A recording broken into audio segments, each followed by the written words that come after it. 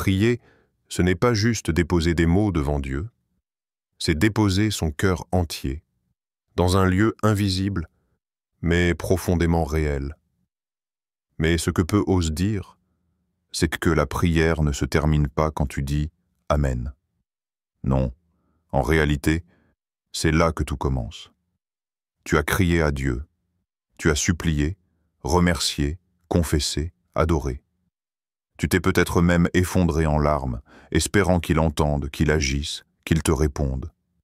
Mais maintenant, tu es là, en silence, dans l'attente, dans l'incertitude. Et tu te demandes, et maintenant, que dois-je faire? Ce message n'est pas une belle prédication. Ce n'est pas un discours pour t'émouvoir. C'est un appel du cœur de Dieu. Parce qu'après chaque prière sincère, Dieu attend quelque chose de toi. Et si tu ne comprends pas ce qu'il attend, tu risques de passer à côté du but même de ta prière. Dis-moi en commentaire si tu t'es déjà senti comme ça. Entre prière et silence, entre foi et confusion, tu n'es pas seul. Et Dieu veut éclairer ce moment que tu traverses. Ne pars pas maintenant. Tu risques de rater ce que Dieu veut vraiment te dire. Reste quelques instants. Ce message n'est pas un hasard. Il est pour toi. Et si ton cœur sent déjà que quelque chose se passe, abonne-toi. Parce que Dieu veut déposer encore plus dans ta vie. 1. Dieu attend que tu restes dans la foi, même sans réponse immédiate. Tu as prié. Tu as parlé à Dieu avec ton cœur. Et maintenant, tu attends. Mais le ciel semble silencieux. Tu regardes autour de toi, rien ne change. Tu regardes en toi, et parfois même la foi chancelle. Et tu te dis, est-ce que Dieu m'a vraiment écouté? Est-ce que j'ai dit les bons mots? Est-ce que ma prière a seulement traversé ce plafond? Mais écoute-moi bien, la foi ne se mesure pas à ce que tu ressens. Elle se mesure à ce que tu choisis de croire, même quand tu ne ressens rien du tout. Nous marchons par la foi et non par la vue. 2 Corinthiens 5, 7. Ce verset est plus qu'un slogan chrétien. C'est une boussole. Parce que dans ce monde, nous sommes tellement conditionnés à croire uniquement ce que l'on voit, ce que l'on touche, ce que l'on comprend. Mais la foi te demande autre chose. Elle te dit de continuer d'avancer, même quand tout semble figé. Peut-être que tu as prié pour la guérison, et ton corps souffre encore.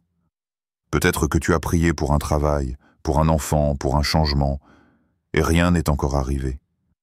Mais Dieu ne t'a pas oublié. Il travaille, même si tu ne le vois pas, même si tu ne le sens pas.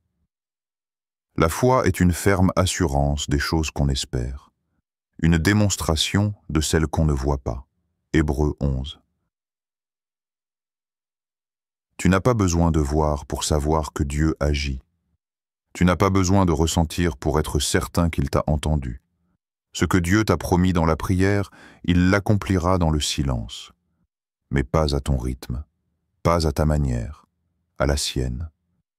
Et parfois, ce silence, ce délai, ce rien apparent, est justement la manière dont Dieu fortifie tes racines. Tu ne le vois pas, mais ta foi devient plus profonde, plus stable. Comme un arbre, avant de voir la feuille, Dieu fait d'abord pousser la racine. Et toi, pendant ce temps, reste là, tiens bon. N'abandonne pas, oui, reste dans la foi. Même si tout crie le contraire. Même si chaque pensée te dit que ça ne sert à rien. Même si tout en toi veut revenir en arrière, douter, tout lâcher, ta foi est précieuse. Et c'est précisément dans ces moments d'attente que tu montres à Dieu. Je ne te suis pas pour ce que tu donnes, mais pour qui tu es. Alors respire. Lève les yeux et déclare dans ton cœur, je crois encore, même sans voir, même sans ressentir. 2. Dieu attend que tu agisses selon ce qu'il t'a déjà révélé. Tu as prié pour une réponse, mais as-tu bougé sur ce que Dieu t'avait déjà montré avant? Parce qu'il faut le dire avec amour, mais vérité. Beaucoup de chrétiens attendent un nouveau message, alors qu'ils n'ont pas encore obéi au dernier. Jacques 1,22. Mettez en pratique la parole et ne vous bornez pas à l'écouter en vous trompant vous-même. Tu entends? Tu peux prier, jeûner, pleurer, mais si tu restes bloqué dans la passivité, tu risques de confondre prière avec procrastination spirituelle. Dieu ne t'a pas créé pour rester figé. Il te parle pour que tu bouges. Il t'inspire pour que tu obéisses. Et l'obéissance, parfois, c'est faire un pas dans l'inconnu, sans garanties humaines. Peut-être que Dieu t'a déjà dit de pardonner. Mais tu attends encore qu'il change ton cœur sans faire d'effort. Peut-être qu'il t'a demandé de lâcher cette relation toxique, ce péché caché, cette mauvaise habitude. Mais tu pries encore pour la paix intérieure, alors qu'il t'a déjà montré ce qui doit être coupé. Dieu n'est pas confus. Il est clair. Mais notre obéissance, elle, est parfois floue. Tu dis « Seigneur, parle-moi ». Et Dieu répond « Je l'ai déjà fait. Maintenant, obéis ». Jean 14, 23. Si quelqu'un m'aime, il gardera ma parole. L'amour pour Dieu se prouve moins dans nos chants que dans notre obéissance quotidienne. Je sais que c'est difficile. Parfois, obéir veut dire perdre quelque chose. Du confort, une relation, une sécurité. Mais ce que tu perdras par obéissance, Dieu le remplacera par sa paix. Et ce que tu gagneras, c'est une intimité plus profonde avec lui. Car l'obéissance te rapproche de sa volonté, de ses plans, de son cœur. Regarde Abraham. Dieu lui a dit « Va ». Pas de carte, pas de destination claire, juste une voie. Et Abraham a marché. Résultat, il est devenu le père de la foi. Parce qu'il a osé bouger quand Dieu a parlé. Et toi, est-ce que tu veux juste entendre Dieu ou vivre selon ce qu'il dit? Ce n'est pas la prière qui ouvre toutes les portes. C'est la prière suivie de l'obéissance. Dieu t'a peut-être déjà donné la direction, le plan, la réponse. Mais tant que tu ne bouges pas, tu risques de rester bloqué dans une boucle de confusion. Et Dieu n'est pas un Dieu de confusion. Il est un Dieu de mouvement, de vérité, de clarté. Alors aujourd'hui, pose-toi cette question. Quelle est la dernière chose que Dieu m'a dite et que je n'ai pas encore mise en pratique? Commence par là. Et tu verras le ciel s'éclaircir. 3. Dieu attend que tu te rapproches de lui, pas seulement de ses bénédictions. Parfois, on prie comme on passe une commande. On entre dans la prière avec une liste, un besoin, une urgence. Et oui, Dieu est un Père qui prend soin, un Dieu qui répond, un Dieu qui donne. Mais il ne veut pas être seulement ton distributeur de bénédictions. Il veut être ton refuge, ton ami, ton confident. Dieu veut ton cœur, bien plus que tes demandes. Psaume 27, 4. Je demande à l'Éternel une chose, habiter dans sa maison tous les jours de ma vie, pour contempler la beauté de l'Éternel et admirer son temple. David n'a pas prié d'abord pour des victoires, pour des richesses ou pour des réponses. Il a prié pour la présence. Et c'est là que Dieu veut t'emmener, dans un lieu où tu le cherches non pas pour ce qu'il fait, mais pour qui il est. Tu as peut-être demandé quelque chose à Dieu depuis longtemps, et tu te sens frustré, fatigué, incompris. Mais parfois, Dieu retarde sa réponse, non pas pour te punir, mais pour t'attirer à lui. Il sait que si tu recevais tout de suite, tu le chercherais peut-être moins. Alors, il utilise l'attente pour construire en toi un amour plus pur, plus vrai, moins intéressé. Jérémie 29, 13. Vous me chercherez, et vous me trouverez si vous me cherchez de tout votre cœur.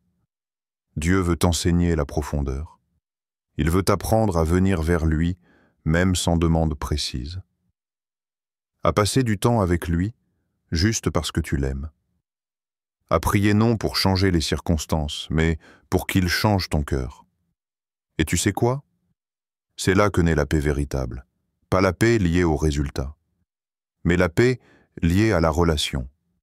Parce que quand tu es proche de Dieu, même sans réponse, tu es rassuré. Quand tu es proche de Dieu, même si rien ne change à l'extérieur, tu changes à l'intérieur. Dieu ne veut pas juste que tu reçoives quelque chose. Il veut que tu le connaisses. Et cette connaissance intime, ce lien profond, c'est le plus grand cadeau qu'il puisse te faire après ta prière. Alors, au lieu de te demander « Pourquoi Dieu ne m'a-t-il pas encore répondu ?»